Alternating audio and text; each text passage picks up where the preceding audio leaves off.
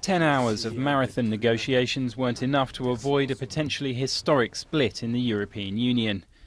Britain vetoed plans to amend the EU treaty in order to combat the eurozone debt crisis and help save the single currency. The controversial move left the 17 eurozone nations and possibly 9 other countries to push on with closer fiscal coordination and central control of tax and spending.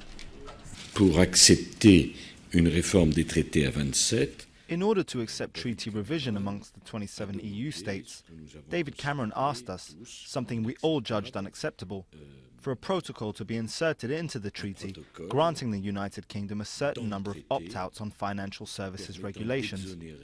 We could not accept this, since we consider, quite to the contrary, that a part of the world's woes stem from the deregulation of the financial sector. Qu'une partie des ennuis du monde vient de la dérégulation du service financier. British Prime Minister David Cameron was under pressure from Eurosceptics within his own party, who saw proposed EU treaty changes as a threat to Britain's huge financial services industry. Critics say he has left his country isolated and that the move marks the start of a two-speed Europe. Some even think it could presage Britain's eventual withdrawal from the European Union.